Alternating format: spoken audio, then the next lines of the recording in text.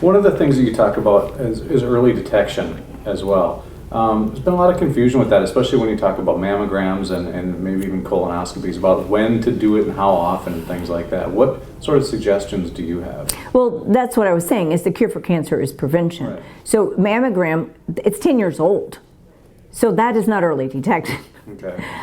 Even ultrasound, if I do an ultrasound on a female's breast and I already see something, that's 10 years old. So that's not early detection. Sure. So for a female, there's 3 screening: PAP, mammogram, and colonoscopy. Okay. But if I do a colonoscopy on a patient today and I see something visibly, that's 10 years old. So that's not my idea of early detection. And if anyone is saying that, that is completely, unfortunately, erroneous, old information. Now with the new modern way of medicine, first of all, first thing I tell people, key markers in your blood.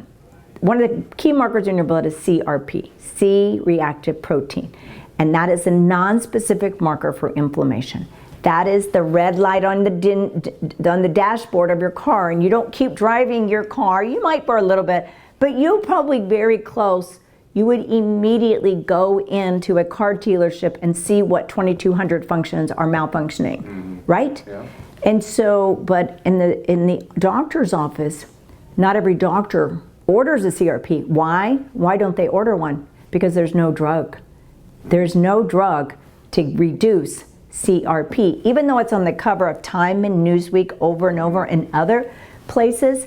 But inflammation is the problem we have today. Everybody has inflammation.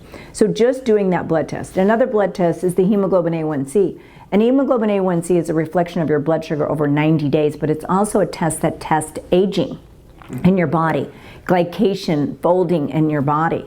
And so if you're high sugar, we know you are higher risk for cancer, higher risk for every disease. Then there's vitamin D. Vitamin D has hundreds of functions. If you will reduce your level of cancer taking vitamin D. So those 3 things alone, okay, yes, here's your thyroid. Your thyroid's the battery of your body. People who have low thyroid have higher risk of cancer. Now the early detection methods more specifically that I use is you can do circulating tumor cell test, which is available literally all over the world. Now the laboratories in the United States are not accurate and they're not reliable, so I don't use them. I have tried to use them, but every test came back erroneous. Second of all, but there's labs all over the world. The main lab I use is in Greece because they're in 14 countries and this is all they do. This is their thing. Then there's a blood test that used to be called the Uncle Blot, and the Uncle Blot now is no longer, and it's a new test called IBgene that looks for DNA breakages and DNA patterns to see if people have cancer. But again, that is not 100% either. And I tell people I don't go by one test. I usually do a triple check test. Then there's biofield testing. People always think that we're just atoms made of protons, neutrons, and electrons, but actually we are that with a biofield around every cell. And so I do bioenergetic testing. Now there's multiple machines out there, and I use different ones to assess if patient is in the environment of making cancer. And I learned about it from the longest living cancer survivor of a gentleman who had osteosarcoma. Osteosarcoma is a cancer of the bone and muscle. And I learned about 20 years, and then because I've done thousands of people, I know how accurate it is. So I know how to look at the body to see, I know how to look at people's blood, I know how to look at these tests that I use and figure out if someone has cancer. I will tell you that the standard of care is to prescribe for women a PAP, a mammogram, or colonoscopy, okay? The standard of care for a man, what is there for a man? Colonoscopy. Well, look at all the other body parts you need to look at. Right. So those screenings are going to be completely inadequate to assess if anything's going on. So you cannot rely on those. Now I do thermography in my office for breast. You can do total body thermography also.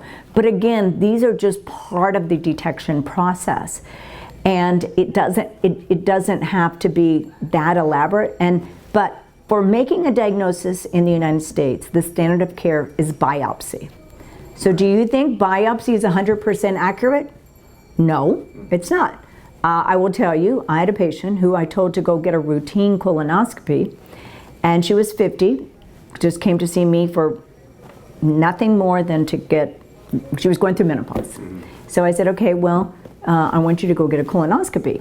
So she goes to get a colonoscopy. The doctor was withdrawing the scope and found a 5 milliliter flat patch right at the verge of the colon and rectum.